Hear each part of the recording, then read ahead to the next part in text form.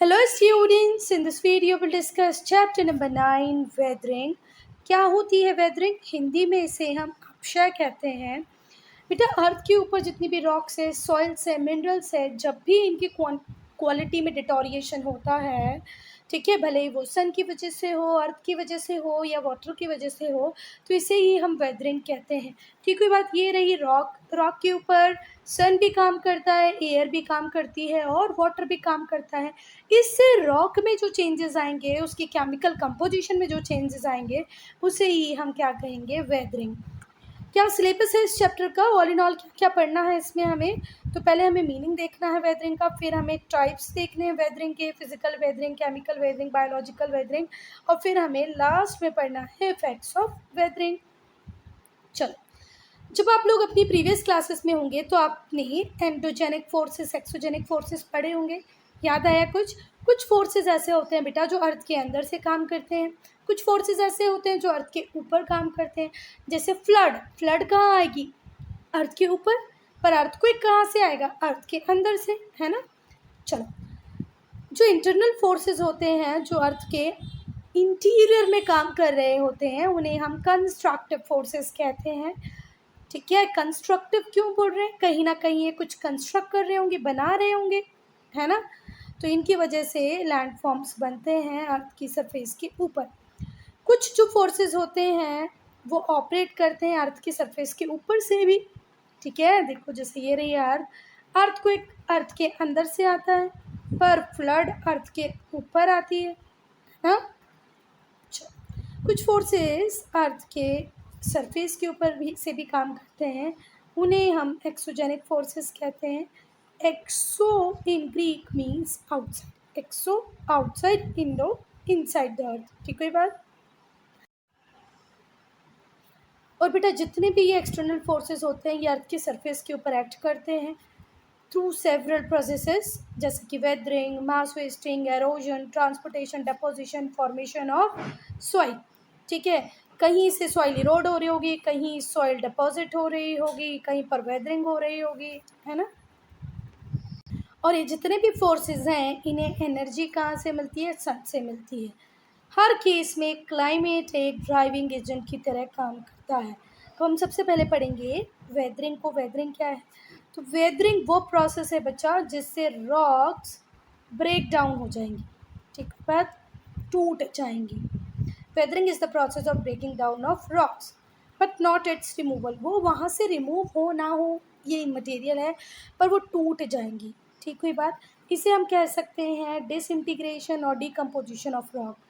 या तो rock disintegrate होगी, पर सपोज करो पहले रॉक कैसी थी, ये टुकड़ा टूट गया, ये टुकड़ा टूट गया, तो अब रॉक कैसी बची? ये वाले जो टुकड़े थे ये ज़मीन पर नीचे आ गए। ठीक है बात। तो वेदरिंग वो प्रोसेस है जिसमें रॉक्स टूट जाती है, पर वो रिमूव हो या ना हो, उसका रिमूवल हो भी सकता है और उसका रिमूवल नहीं भी हो सकता है। इसका मतलब ये है कि या तो रॉक डिसइंटीग्रेट हो रही होगी या उसका डिकम्पोजिशन हो रहा होगा। और डिकम्पोजिशन करने वाले कौन होंगे बेटा, या ब्रेकडाउन के पीछे कौन फैक्टर रिस्पॉन्सिबल होंगे? Natural agent. ठीक है, वो जितने भी नेचुरल एजेंट होंगे वो कहाँ पर अवेलेबल होंगे? अर्थ के सरफेस पे। अब हम ऐसा क्यों कहते हैं बेटा? क्योंकि ये जो डिसइंटीग्रेशन हो रहा है, ये जो डिकम्पोजिशन हो रहा है रॉक का, वो तभी हो रहा है जब रॉक एक्सपोजर में आ रही है। अब वो एक्सपोजर किसका?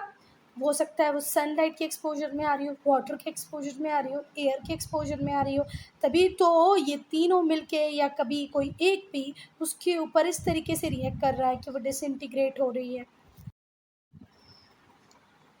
अब देखो ये होता कैसे है बेटा? ये इसके लिए पूरी तरीके से हमारे क्लाइमेट में जो चेंज आ रहे हैं वो रिस्पॉन्सिबल होते हैं। हमारी जो वेदर कंडीशन में जो चेंज आ रहे हैं वो रिस्पॉन्सिबल होते हैं। जैसे कि कई बार हम लोग देखते हैं टेम्परेचर बहुत ज़्यादा होता है पर कई बार कम हो जाता है, कई बार एयर में मॉइस्चर होता है, कई बार मॉइस्चर नहीं होता है। प्रिसिपिटेशन क्या होता है? किसी भी में पानी का गिरना, भले वो स्नोफॉल हो, रेनफॉल हो, ये भी कई बार डिसइंटीग्रेट कर देती हैं या रॉक्स को तोड़ देती हैं। अब देखो बेटा, वेदरिंग मून पर बिल्कुल नहीं होगी, मून की सरफेस पे नहीं होगी। क्यों? क्योंकि वहाँ पर ऐसी कंडीशन एग्जिस्ट ही नहीं करती हैं, ना वाटर है ना एयर है ना। तो वहाँ वेदरिंग होना संभव ही नहीं है। The footprint left on the moon by astronaut will last for millions of year. अब जो फुटप्रिंट भी हम छोड़ के आते हैं ना, वो मिलियंस ऑफ ईयर तक रहते हैं। क्यों रहते हैं? क्योंकि वहाँ पर कोई चेंज ही नहीं हो रहा है। आप लोग अभी जाएं घर के बाहर, आपके जो भी ज़मीन होगी, धूल होगी, उस पर अपना फुटप्रिंट बना के आए। आप सुबह भी जाके उसको देखेंगे तो वो आपको मिलेगा नहीं, क्योंकि हमारे यहाँ इतना चेंज होता है। हवा चल रही है कंटिन्यू, पानी आ रहा है, तो मिट जाता है। पर मून पे ऐसा कुछ भी नहीं होता। मून पे तो जो हम फुटप्रिंट छोड़ के आते हैं, वो फुटप्रिंट भी मिलियंस ऑफ ईयर तक नहीं मिटते। अब बेटा हम ये कह सकते हैं कि वेदरिंग एक बेसिक प्रोसेस है और एक एसेंशियल फेज है ड्यूनिडेशन का, ठीक है, जो अभी हमने पढ़ा। देखो मेरी बात, ड्यूनिडेशन का मतलब क्या होता है? किसी भी वजह से, भले वो पानी की वजह से हो, हवा की वजह से हो, आइस शीट्स की वजह से हो, ग्लेशियर की वजह से हो, अगर अर्थ के सरफेस में कोई चेंज आ रहा है तो उसे हम क्या कहेंगे? ड्यूनिडेशन। ठीक है, अब हम चीफ कैरेक्टरिस्टिक्स पढ़ेंगे वेदरिंग के। वेदरिंग इन्वॉल्व्स डिसइंटीग्रेशन और डीके ऑफ सॉलिड रॉक। जो सॉलिड रॉक होती हैं, या तो वो डिसइंटीग्रेट हो जाएंगी या वो डीके हो जाएंगे। डीके का मतलब पता है ना? सड़ना, खराब होना, गलना, या उनकी क्वालिटी में कोई कमी आना। तो वेदरिंग की वजह से रॉक्स डिसइंटीग्रेट भी होती हैं, टूटती भी हैं, और डीके भी होता है उनमें। अब जो बेटा वेदरिंग होती है, ये डिपेंड करती है क्लाइमेटिक एलिमेंट्स पे, रॉक के कैरेक्टरिस्टिक्स पे, जैसे कि रॉक का केमिकल कंपोजिशन क्या है, हार्डनेस कितनी है, टेक्सचर कैसा है, उसकी परमिएबिलिटी। परमिएबिलिटी का मतलब क्या होता है? वो पानी को अंदर जाने दे रही है या नहीं जाने दे रही है। ये वेदरिंग पैटर्न को डिटरमिन करेंगे। ठीक है, कुछ रॉक्स ऐसी होती है जिनके ऊपर से पानी बह जाता है, वो पानी को अंदर नहीं जाने देती, पर कुछ रॉक ऐसी होती है पोरस, जो पानी को अंदर जाने देती हैं। वेदरिंग बेटा अर्थ के सरफेस को अफेक्ट करती है। वेदरिंग से सॉइल फॉर्मेशन होता है। ऐसे माना जाता है पहले अर्थ के ऊपर बड़े बड़े माउंटेन्स ही थे, जब वो माउंटेन्स टूटे तो सॉइल बनी, तो वेदरिंग से बनती है। Weathering involves not one but several processes. Weathering में कोई एक प्रोसेस काम नहीं करती बेटा, बहुत सारी प्रोसेस साथ में मिलके काम करती हैं, तभी रॉक डिसइंटीग्रेट होती है। वेदरिंग ही वो प्रोसेस है जो मैसिव रॉक्स को फाइनर मटेरियल में कन्वर्ट कर देती है। ये फाइनर मटेरियल हमें नहीं मिल पाता अगर वेदरिंग ना होती। ये ही रॉक मटेरियल्स को प्रिपेयर करती है ट्रांसपोर्टेशन के लिए बाय एजेंट्स ऑफ ग्रेडेशन। अब ग्रेडेशन क्या होता है बेटा?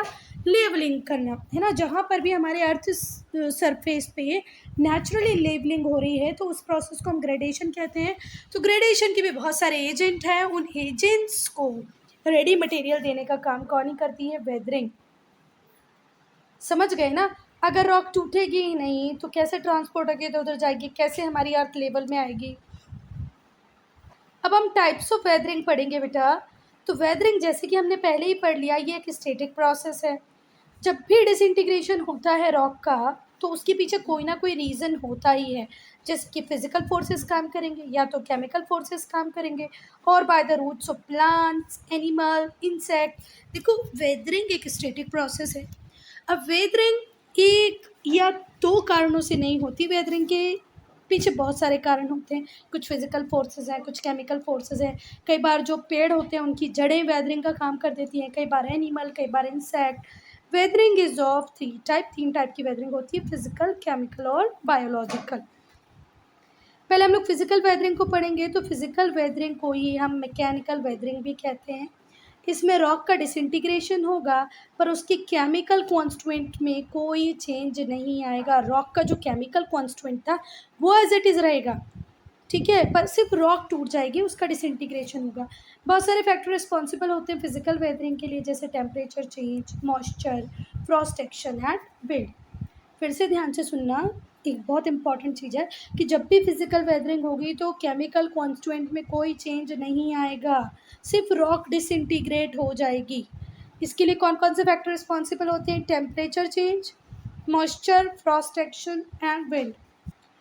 Weathering due to changes in temperature. अब जब भी वेदरिंग हो, जब टेम्परेचर में चेंज हो इस रीज़न से अगर वेदरिंग हो रही हो तो ये ज़्यादा कहाँ पर होती है, हॉट डेज़र्ट में, क्योंकि बेटा हॉट डेज़र्ट में क्लाउड कवर नहीं होता, इसलिए डे टेम्परेचर बहुत ज़्यादा हाई चला जाता है, नाइट टेम्परेचर बहुत ज़्यादा कम हो जाता है, और ये जो डिफरेंस आ जाता है टेम्परेचर में, ये डिसइंटीग्रेशन का कारण बनता है। तो weathering due to changes in temperature is more rapid in desert. Why so? Because day temperature is so high, night temperature is so low. और day temperature बहुत हाई है, नाइट टेम्परेचर बहुत कम है। ऐसा क्यों हो रहा है? क्योंकि क्लाउड कवर नहीं है। आई बात समझ में? It is because temperature changes are sharpest in desert. Block disintegration अब हम पढ़ेंगे। जब सडन राइज और फॉल हो टेम्परेचर में, इसकी वजह से एक्सपांशन और कॉन्ट्रैक्शन होता रहता है।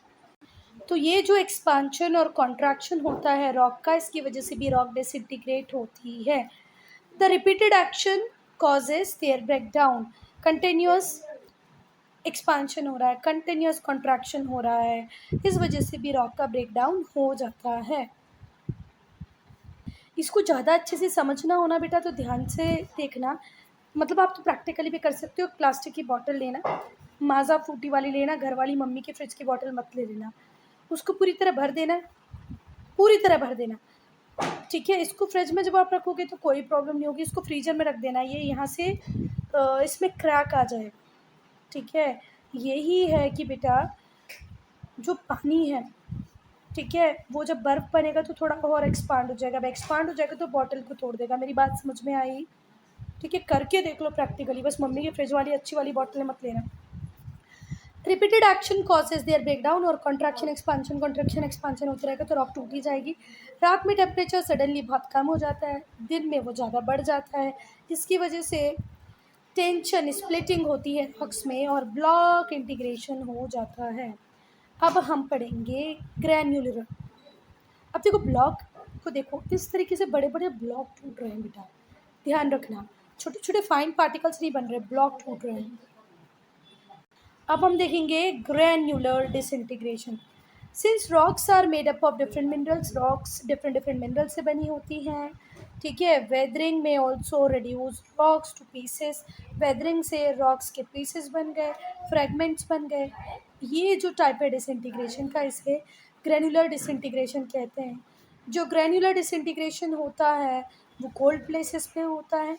कहाँ पर? हाई एल्टीट्यूड्स पे, मतलब बहुत ज़्यादा हाइट पे जब आप जाओगे वहाँ पर माउंटेन्स में जो डिसइंटीग्रेशन हो रहा होगा वो ग्रैन्युलर डिसइंटीग्रेशन होता है। तो बेटा जहाँ पर डे टेम्परेचर बहुत ज़्यादा हाई होगा, नाइट टेम्परेचर बहुत ज़्यादा कम होगा, वहाँ पर क्या होगा? Block disintegration. ग्रैन्युलर डिसइंटीग्रेशन कहाँ पर होगा? कोल्ड प्लेसेस पर होगा, जहाँ पर बहुत ज़्यादा हाई एल्टीट्यूड है, बहुत ज़्यादा हाइट पे, जहाँ पर कोल्ड प्लेसेस है वहाँ पर ग्रैन्युलर डिसइंटीग्रेशन। बेटा रॉक्स के अंदर में जितने भी क्रैक्स हैं, जितने भी जॉइंट्स हैं, बेटा दिन में सारे क्रैक्स में पानी भर जाता है। जब रात होती है तो वो पानी फ्रीज़ हो जाता है, क्योंकि देखो हायर एल्टीट्यूड है, टेम्परेचर बहुत ज़्यादा कम है। अब टेम्परेचर के कम होने की वजह से दिन का टेम्परेचर मॉडरेट था, पानी भर गया इस रॉक के अंदर। रात में टेम्परेचर कम हुआ तो पानी फ्रीज़ कर गया, है ना, leading to rupture of rock. इस वजह से रॉक में रप्चर आ गया, ठीक है। कि आगे रॉक टूट गई। में ये जो रप्चर आया, रॉक जो टूटी है, किस वजह से? रिपीटेटिव एक्शंस की वजह से। मेल्टिंग फ्रीजिंग, पानी जम रहा है, पानी फिर पिघल रहा है, फिर पानी जम रहा है, इसे ही हम फ्रॉस्ट एक्शन भी कहते हैं, ठीक है। डे टेम्परेचर मॉडरेट होने की वजह से हायर एल्टीट्यूड पे जो आइस थी वो वाटर में कन्वर्ट हो गई, रॉक्स के अंदर चली गई। रात में टेम्परेचर कम हुआ, वो वापस से आइस में कन्वर्ट हो गई। अब हम एक्सफोलिएशन को पढ़ेंगे। कई बार ऐसा होता है बेटा कि जो सडन टेम्परेचर चेंज होता है उसकी वजह से फिशर्स बनने लगते हैं। फिशर्स बनने लगते हैं मतलब जैसे ये माउंटेन था, इसमें एक अंदर तक इस तरीके से क्रैक आ गया, ऐसे क्या कहा गया? फिशर। अब इस फिशर के से पानी अंदर की तरफ जाएगा, ठीक है, और यहाँ पर रॉक में केमिकल वेदरिंग स्टिमुलेट हो जाएगी।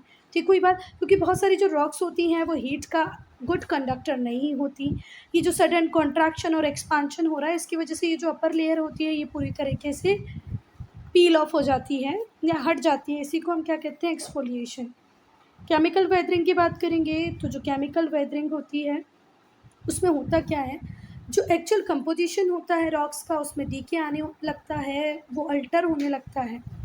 केमिकल वेदरिंग सम और all of the minerals in the rock, या तो रॉक के अंदर के कुछ मिनरल या रॉक के सारे ही मिनरल, उनके अंदर डीके आने लग जाएगा, उनके कंपोजिशन में अल्टरेशन होने लग जाएगा।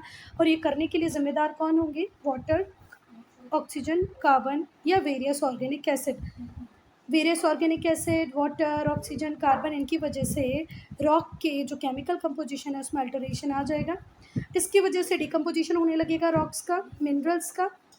किसकी वजह से? केमिकल रिएक्शन की वजह से, और बहुत सारे केमिकल कॉम्बिनेशन बनने लग जाएंगे। फिर से ध्यान से सुनना, डिकम्पोजिशन हो रहा है रॉक्स का, मिनरल्स का, और वो डिफरेंट केमिकल कॉम्बिनेशंस में चेंज हो जा रही है। किसकी वजह से? केमिकल रिएक्शन की वजह से। जो केमिकल वेदरिंग होती है रॉक्स की, वो अलग अलग तरीक़ों से पूरी होती है, इसीलिए हमने सबको अलग अलग नाम दे दिया है। 4 मेन प्रोसेसेस जो हैं वो हैं ऑक्सीडेशन, कार्बोनेशन, हाइब्रिडेशन और सोल्यूशन। पहले हम ऑक्सीडेशन पढ़ेंगे। ऑक्सीडेशन, ऑक्सी वर्ड से ही समझ में आ रहा होगा कि कहीं ना कहीं यहाँ पर ऑक्सीजन का रोल होगा।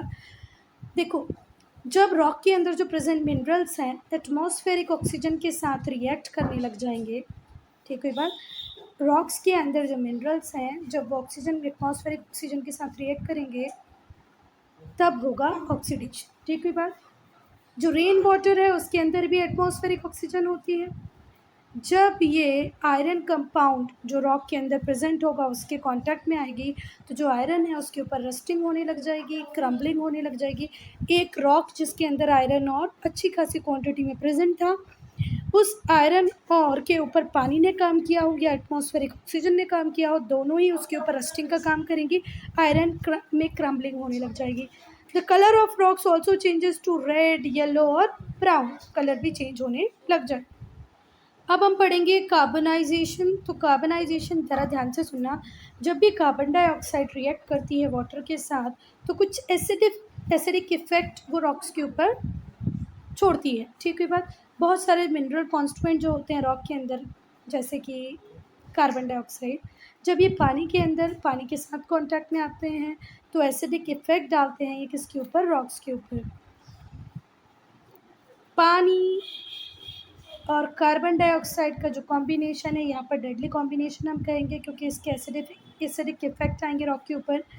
ये जो एक्शन है इसमें बहुत सारी जो कैल्शियस रॉक्स हैं वो डिज़ोल्व होने लग जाएंगी, जैसे जिप्सम, मार्बल, लाइमस्टोन। बेटा यहाँ पर आप वाटर से रिएक्शन का मतलब ये नहीं समझें कि कोई सॉल्यूशन बन जाएगा कि भाई पानी जिसके भी साथ मिलेगा उसको सॉल्यूबल मतलब क्या बोलेंगे, वाटरी बना देगा, है ना। सॉल्यूशन यहाँ पर नहीं बनेगा।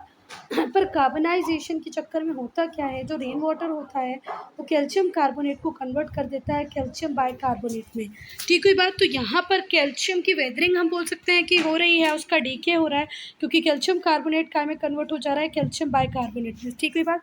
तो कभी भी ऐसे मत समझना कि कार्बनाइजेशन हो रहा होगा तो सोल्यूशन बन रहा होगा, ऐसा कुछ भी नहीं है।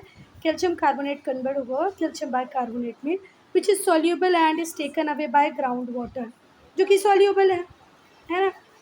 कौन ले लेगा उसको? ग्राउंड वाटर ले लेगा। बेटा अब हम हाइड्रेशन पढ़ेंगे।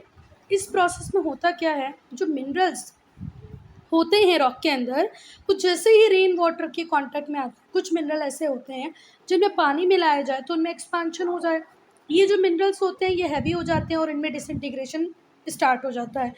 इस एक्शन को, this action too can be termed as physical और मैकेनिकल, ठीक है बात। इसको हम क्या कह सकते हैं? फिजिकल कह सकते हैं, मैकेनिकल कह सकते हैं। Its effect in hydration is chemical process. अब ध्यान रखना बेटा, जब भी केमिकल चेंज होता है मतलब रॉक के अंदर की केमिकल कंपोजिशन में चेंज होना, है ना। तो यहाँ पर जो फेल्डस्पा है वो काय में काओलिन में कन्वर्ट हो जाता है। फेल्डस्पा का केमिकल कंपोजिशन अलग था, काओलिन का अलग है, पर फेल्डस्पा क्या बन जाता है? काओलिन किससे रिएक्ट करके? रेन वाटर से रिएक्ट करके। अब हम पढ़ेंगे सॉल्यूशन। तो बेटा जैसा नाम है वही बस आपको याद रखना है कि यहाँ पर होता क्या है कि जो हमारे रॉक के अंदर का मिनरल है वो सॉल्यूशन में कन्वर्ट हो जाता है। इस प्रोसेस में जो मिनरल्स होते हैं वो डिज़ोल्व हो जाते हैं वाटर में। जितनी भी रॉक्स होती हैं मतलब जितनी भी रॉक्स नहीं, all rocks are subjected to solution to some extent. मतलब रॉक्स में कहीं ना कहीं हम ये प्रॉपर्टी देखते ही हैं सॉल्यूशन वाली। बस ये है कि जो रेट होता है सॉल्यूशन का वो अलग अलग होता है, वो सॉइल के मिनरल कंपोजिशन के ऊपर डिपेंड करता है, तो उसके स्ट्रक्चर के ऊपर डिपेंड करता है। जैसे हम सेडिमेंट्री रॉक की बात करें तो सेडिमेंट्री रॉक में पोर स्पेसेस होते हैं बिटवीन द ग्रेन्स, जिसमें हवा भी अंदर जाती है, पानी भी अंदर ठहर जाता है, जिसकी वजह से रॉक के ऊपर वो अटैक कर देता है। कुछ रॉक मिनरल्स जैसे कि सॉल्ट है वो ज़्यादा सॉल्यूबल है वाटर में, दूसरे से कंपेयर करो तो देखो हर रॉक के ऊपर पानी का कोई ना कोई इम्पैक्ट आएगा, पर बेटा अगर सॉल्ट की वो रॉक है तो सॉल्ट तो पूरी तरह डिजॉल्व हो जाएगा। जैसे कि जो रेन वाटर है, for example rain water causes chemical disintegration of rock salt and gypsum. Gypsum के ऊपर रॉक सॉल्ट के ऊपर कंप्लीट डिसइंटीग्रेशन होगा, जो किस नेचर का होगा, केमिकल। अब हम बायोलॉजिकल वेदरिंग को पढ़ेंगे, इसे ही हम ऑर्गेनिक वेदरिंग भी कहते हैं। बायोलॉजिकल वेदरिंग का एक दूसरा नाम ऑर्गेनिक वेदरिंग है। इसका जो मेन एजेंट होते हैं वो होते हैं एनिमल, इंसेक्ट, प्लांट्स। ठीक हुई बात।